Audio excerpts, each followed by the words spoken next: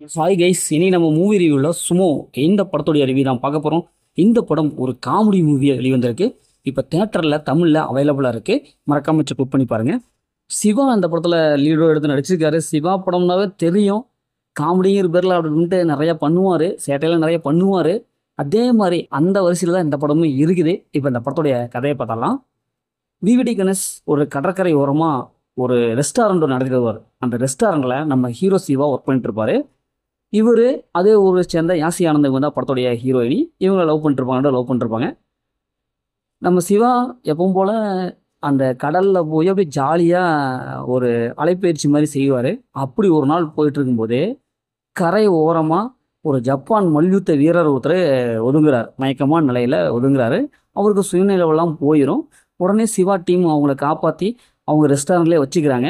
அப்புறம் இவரை பற்றி தெரிஞ்சுக்க விரும்புகிறாங்க. அதுக்கப்புறம் தெரிஞ்சுக்கிட்டதுக்கு அப்புறம் தான் இவர் ஜப்பானை சேர்ந்தவர், மல்யுத்த வீரர் அப்படின்ட்டு தெரிய வருது. இவரை அவங்க நாட்டுக்கு அனுப்பணும் அப்படின்ட்டு முயற்சி பண்ணுறாங்க. ஆனால் அவரை தேடி வில்லன் கும்பல் அவரை எப்படியாவது அழிச்சிருன்னு சொல்லி ஒரு டீம் ஒன்று வருது. இப்போ இறுதியில் அந்த ஜப்பான்காரரை அவங்க நாட்டுக்கு அனுப்பிச்சாங்களா இல்லையா, இறுதியில் என்னாச்சு அப்படிங்கிறது தான் இந்த படத்துடைய ஒன்லைன். இந்த படத்துடைய பாசிட்டிவ்னு பார்த்தாவே காமெடி ஓரளவுக்கு எடுபட்டுருக்கு.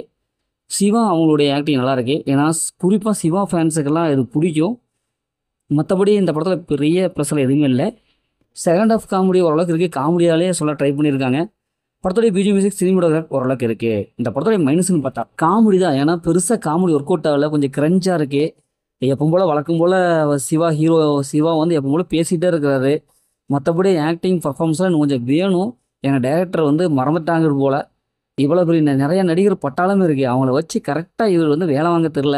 ஏன்னா இன்னும் கொஞ்சம் வேலை வாங்கியிருக்கலாம். அதேமாரி ஹீரோயினி அப்படி இருக்காங்க. அவங்கள வச்சு ஏதாவது ஒன்று பண்ணியிருக்கலாம். ஆனால் அது சிம்பிளாக முடிச்சு விட்டாங்க. இப்படி படத்தில் எந்த ஒரு கேரக்டருமே இவங்க சிறப்பாக எழுதி எடுக்கலை. அதனால் நம்மளால் மிங்கிள் ஆக முடியல. எமோஷனல் கனெக்ட் ஆகலை, ஒரு காமெடி கனெக்ட் ஆகலை.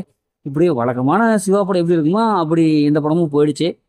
இந்த படத்தை ஃபேமிலியோட பார்க்கலாம். படத்தில் அந்த மாதிரி சீன்ஸ் எதுவுமே இல்லை. மொத்தத்தில் இந்த படம் எப்படின்னா, இந்த படம் ஒரு ஒன் டைம் வாட்சபிள் தான் நாங்கள் சொல்கிறேன். ஓகே, இதேமாதிரி அடுத்த ஒரு புதிய மூவி ரிவ்யூவில் சந்திப்போம்.